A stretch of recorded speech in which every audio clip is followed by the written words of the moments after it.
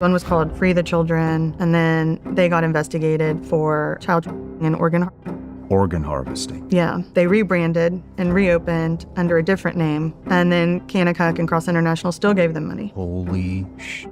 So to all the Kanakuk donors out there, people giving them your business, you're funding this. Organ of kids and trafficking and abuse and silencing kids with NDAs. There's definitely thousands. There's definitely thousands. Yeah, so, only 1 in 7 child sexual abuse victims ever come forward. So that's like a conservative calculation. If the prosecutor this is just Pete Newman, remember, 1 serial perpetrator, 55 victims known at the time of his sentencing, prosecutor estimating a true count in the hundreds.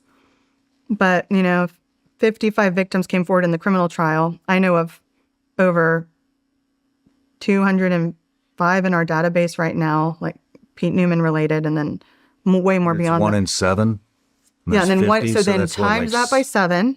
It's like 350, right? Well, if we're talking 205 Newman victims in our database that have come forward so far, times 7. Oh, 200. Holy shit. And that's Pete Newman. That's just 1.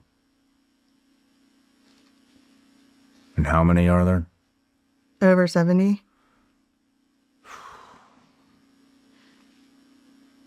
So when you start following the money and seeing their goal is to continue making this camp a cash cow because it's serving Joe White, you just heard me say, like, they've made $11.7 million in that period of time, personally, the White family, through their church camp. That's where their heart lies. That's what they're pursuing. And it's in the name of souls saved, but at what cost, right? So then they have this thing called Kanakuk Haiti that Joe White started in 1991. And then they partnered with an organization called Cross International. And Cross International was also called Cross Catholic Outreach. So there's a Catholic side to it, and then the evangelical side. A guy named Jim Kavanaugh was doing Cross Catholic Outreach. Joe White and him partnered up. So it's like, Kavanaugh does the Catholic side, he does the non-denominational side of fundraising. Cross International is $1.3 billion in general contributions. It's the 39th largest nonprofit in the U.S. No one's ever heard of it. Like, I've been in philanthropy for 12 years. I've never heard of Cross International. And then like 1.2 billion of their annual contributions are in-kind donations and medical supplies. But then when you talk to people who have flown to Haiti with Joe White or gone on these Kanakuk Haiti trips, and I've obviously talked to a lot of them at this point, they're like, we were handing out Ziploc bags with like candy and toothbrushes. I'm like, that's not $1.3 million worth of medical supplies. They're like, no. What are they doing with the medical supplies?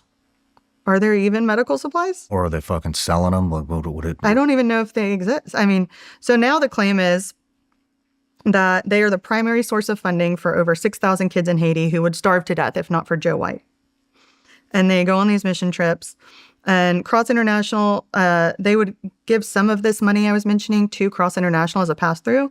But then some of it, like to the tune of $6 million, just directly wired to Haiti. Or sent by check according to their 990 form. They're sending checks to Haiti to these divine shelter schools. So I sent some people to get ground truth on this whole thing. And at first they were like, well, few of these schools they mentioned serving don't exist. There's not even roads to get there. This sounds like Minnesota. Yeah. And then we kept... Except it's Haiti, which is weird. Yeah, not that different. Yeah. But this is an American ministry church sending millions of dollars to Haiti to feed the children. And on their website that they just refreshed, it's not like we're going off of historical information. They very recently updated the Kanakuk Haiti website. And they say, well, yes, this was started by Pastor Edmund or someone, and then mention another pastor. And they're both dead. And so, like, who's running Kanakuk Haiti or like with Cross International on the ground in Haiti? These two pastors mentioned on your website that have been running things, they're dead. This person on the ground was a whistleblower for where this money was going. And they felt like they had to flee for their life when they told us what was going on with these organizations that Cross International and Kanakuk Haiti are funding. And I won't say where they ended up, but I'm glad they're safe, and I hope they stay safe. But these were organizations. One was called Free the Children, and then they got investigated for child trafficking and organ harvesting. Organ harvesting. Yeah. And then they rebranded and reopened under a different name, like Overture International or something. And then Kanakuk and Cross International still gave them money. Holy shit. So to all the Kanakuk donors out there, people giving them your business, you're funding this. Organ harvesting of kids and sexual trafficking and sexual abuse and rape. And silencing kids with NDAs. Yeah, and then silencing the kid with a fucking NDA. Here's the numbers on that. $1.5 million to Free the Kids, a charity run by, it's a Haitian orphanage, run by Priest Boisvert.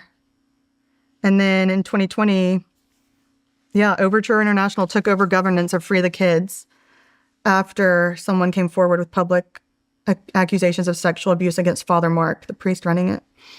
The board was aware of multiple reports, particularly Father Mark. This mentions like 3 perps. And they failed to act until they couldn't deny the case. And here's all the emails and things about that. American Catholic priest accused of sexually assaulting a young boy in Haiti. And this is all an organization that Kanakuk funds and Cross International funds. Sorry for all the piles of paperwork, but I just want people to know I have receipts. This isn't just conspiracy theory stuff. This is documented. I think we'll probably... I think we should just get the digital files of all these documents and put them in the link in the description so all the millions of people that watch this can access the documents. I am curious. It brought up the FBI. So how's their investigation going into this? So that's the reason I put all that together, was to present it to the FBI. Then they said, let's get in touch with the 10 worst victims, which is a horrible phrase and label, but who's been trafficked? Most traumatized. Yeah, who's been trafficked across state lines the most, whether it's to China, Haiti, or all over the U.S. And so I provided that. I talked to the, certain victims in that pool who were willing to speak. Some of them are still scared, or they're not okay. And so I had to do, a lot of calling around to make sure that this survivor wanted to talk.